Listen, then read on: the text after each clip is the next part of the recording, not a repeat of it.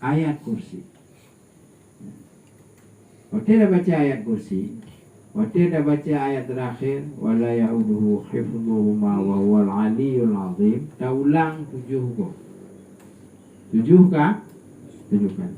Dan bila kita niatkan kita bakar jin yang hanya hutan yang nama Allah, maka insya-Allah dengan izin Allah rumah akan menjadi aman demam. Ya ada kalau ni lagi-lagi. Kadang-kadang tengah malam teng kau pelukum susu, kaleng susu, botol apa jatuh. Fikir dia angin atau binatang. Padahal kau jijik ya. Kalau kan. Nah maka itulah dibaca ayat kursi. Likur rumah dalamah banyak panjang baju seloya lagi jam kahwin. Waktu malam dah ada yang mau ke mana di. Kalau Yuna rumah ada Wino baca tidak orang dia jelas pak tinggal. Kami ada yang nomor WA. Sedang ada pakai HP di nomor WA berapa? Mana ada yang TV ya ni. Don yang gangguan dalam ada nak. Kau dah berkahwin ada tero. Oh baik kau je manusia. Nah jadi lemah lagi-lagi jin misal. Baca aja ayat kursi tunjuk. Pakai jari telunjuk.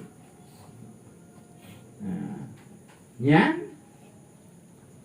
Lagi-lagi Yohan tutong je, tanya yang ulu. Kadang-kadang Allah lagi. Ni lagi Allah. Yang biar baca aja. Boleh je tunggu. Ya kan? Oh itu yang baca kopi dah. Biar dah tambung aja kena. Aku malu. Badan tu umur tahu.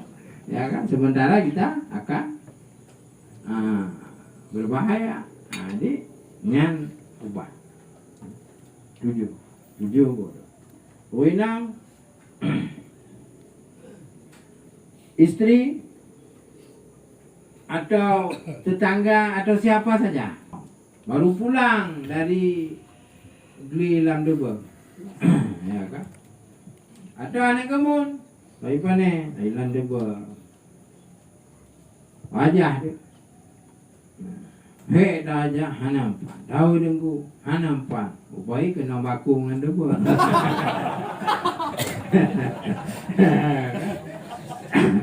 Memang abang ketegon bakpo dia dengku. Mudah. Ikut dia dengku jadi bejin. Padahal ya nyawa bakung Lamdeba. Nyawa je tutu je belum. Wah mudah. Nah terus seandainya ada gangguan, pun baca, yo gangguan terasa di perut, maka baca. Tunjuk jauh. Sebab jauhnya syahadah. Asyhadu an la ilaha illallah wa asyhadu anna Muhammadar Rasulullah. Kemudian inna lillahi wa inna ilaihi raji'un. Lakum dinukum waliyadin. Ini lebih-lebih jin kafir. Nyan diplung. Dia akan lari karena tangan jari syahadah ini bermanfaat untuk seperti itu. Terculuk je, takut dia akan karena jari syahadah. Jadi menyayangkan lazim dah baca, insya-Allah. Pak takut, kita tiba-tiba sakit di lutut, di belahui atau belahuna. Tapi dia belahuna biasa jin Islam. Maka selawat yang kita baca mana selawat. Tapi kalau sebelah kiri hanya asyhadu an la ilaha illallah wa syahadat, kemudian inna lillahi wa inna ilaihi raji'un. Lakum dinukum waliyadin. Nya baca.